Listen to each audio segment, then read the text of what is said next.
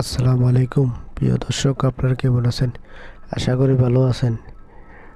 মামা ঘুমন্ত বাগেরে জাগাই দিছেন।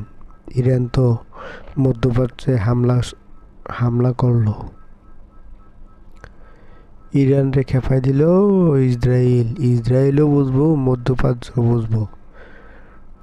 ডোনাল্ড ট্রাম্প উনিও বুঝবো। এবার যাবো কই চান্দুরা? প্রত্যেকটা যুক্তরাষ্ট্র ঘাঁটিতে হামলা চালাইতেছে। যেমন বড় ঘাঁটিতে হামলা চালাইলো ইরান। আপনারা ভিডিওটা দেখলে বুঝতে পারবেন। ইরানের মিসাইলের তাণ্ডব লীলা দেখছে পুরো মধ্যপ্রাচ্য জুড়ে এখন পর্যন্ত ১২৫টি মিসাইল ছুড়েছে তেহরান। মধ্যপ্রাচ্যের ৪টি ঘাঁটিতে মার্কিন সামরিক স্থাপনাকে লক্ষ্য করে ধ্বংসযজ্ঞ চালিয়েছে তেহরান। এর মধ্যে সবচেয়ে গুরুত্বপূর্ণ বাহরাইনে মার্কিন ৫ম নৌবহরের সদর দপ্তর। এত গুরুত্বপূর্ণ স্থাপনা থাকা সত্ত্বেও ইরানি মিসাইল কোনোভাবেই আটকাতে পারল না দেশটি। হামলার পর প্রকাশিত ভিডিওতে দেখা গেছে দেশটির রাজধানী মানামায় বিকট শব্দে বিস্ফোরণের পর ধোঁয়া উঠছে উপরের দিকে। ইরান স্পষ্ট করে জানিয়েছে সেখানে আঘাত হেনেছে তাদের শক্তিশালী মিসাইলের বহর। এর মধ্যেই ওই এলাকা থেকে সাধারণ মানুষকে সরিয়ে নিতে শুরু করেছে বাহরাইন।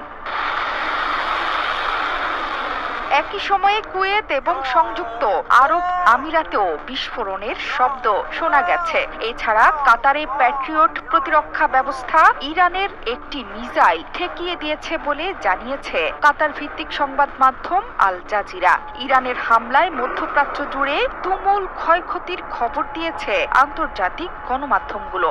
এর মধ্যে আকাশসীমা বন্ধ করে দিয়েছে কাতার, কুয়েত এবং আরব আমিরাত।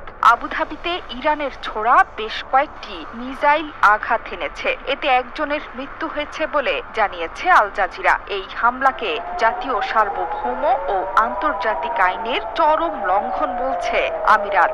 এমনকি এর জবাব দেওয়ার হুঁশিয়ারিও দিয়েছে দেশটি। সংযুক্ত আরব আমিরাতের আবুধাবিতেও পাওয়া গেছে বিকট বিস্ফোরণের শব্দ। সৌদি আরবের রিয়াদ থেকেও এসেছে বিস্ফোরণের শব্দ। মধ্যপ্রাচ্যের মোট 5টি ঘাঁটিতে এর মধ্যে আঘাত হেনেছে তেহরান।